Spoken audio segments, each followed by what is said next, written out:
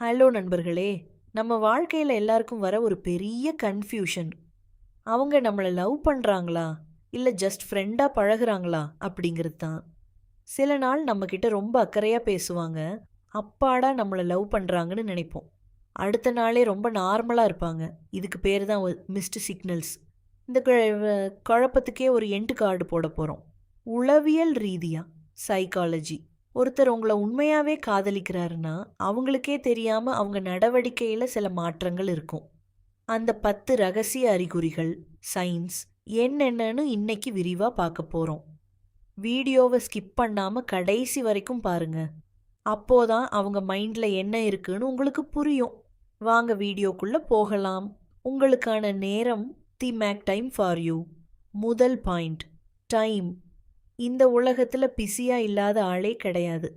ஆனால் ஒருத்தர் உங்களை மனசார விரும்புகிறாருன்னா அவங்க எவ்வளோ பெரிய வேலையில் இருந்தாலும் உங்களுக்கு ரிப்ளை பண்ண அல்லது உங்ககிட்ட ஒரு 5 நிமிஷம் பேச டைம் ஒதுக்குவாங்க.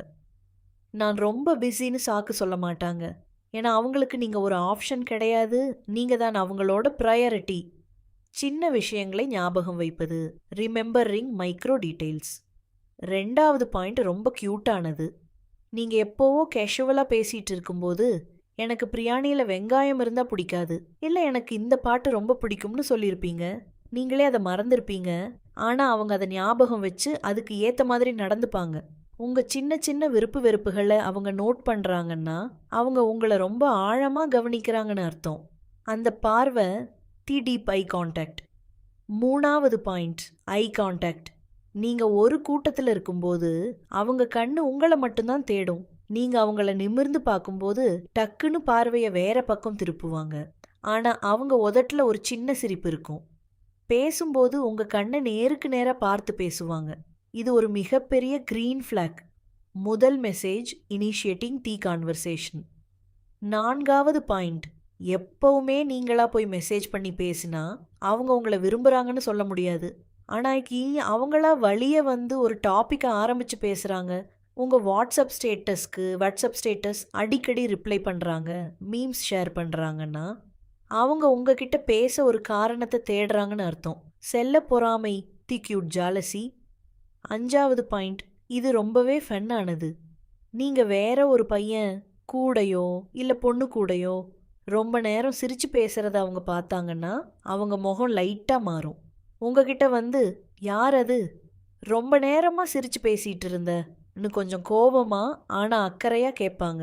அந்த பொறாமைக்கு பின்னாடி நீ எனக்கு மட்டும்தான் அப்படிங்கிற ஒரு லவ் இருக்கும். உண்மையான அக்கறை, ஜென்யூயின் எம்பத்தி அண்ட் கேர்.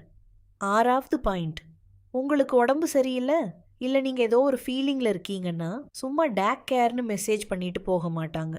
உங்களுக்கு என்னாச்சுன்னு முழுசாக தெரிஞ்சுக்கிற வரைக்கும் அவங்களுக்கு நிம்மதி இருக்காது. உங்களை நார்மல் ஆக்கிறதுக்கு அவங்களால முடிஞ்ச எல்லாத்தையும் பண்ணுவாங்க. உங்கள் கஷ்டத்தை அவங்க கஷ்டமாக நினைப்பாங்க. பாதுகாப்பான உணர்வு, தே ஷேர் தேர் வல்னரபிலிட்டி. ஏழாவது பாயிண்ட், அவங்களோட பர்சனல் விஷயங்கள், அவங்க குடும்ப கஷ்டம், அவங்களோட வீக்னஸ், சின்ன வயசு ரகசியங்கள், இதையெல்லாம் சாதாரணமாக யார்கிட்டையும் சொல்ல மாட்டாங்க. ஆனால் உங்ககிட்ட மனசு விட்டு பேசுவாங்க. ஏன்னா உங்ககிட்ட அவங்க ரொம்ப சேஃபாக ஃபீல் பண்ணுறாங்க.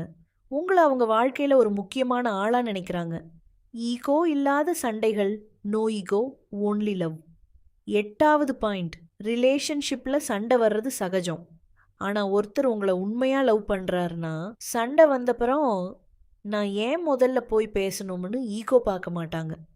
தப்பு யார் மேலே இருந்தாலும் உங்களை இழந்துடக்கூடாதுங்கிற பயத்தில் அவங்களே வந்து சமாதானம் செய்வாங்க. உங்கள் கருத்துக்கு மதிப்பு, வேல்யூவிங் யோர் ஒப்பீனியன். ஒன்பதாவது பாயிண்ட், அவங்க வாழ்க்கையில் எடுக்கிற முடிவுகளுக்கு உங்ககிட்ட சஜஷன் கேட்பாங்க.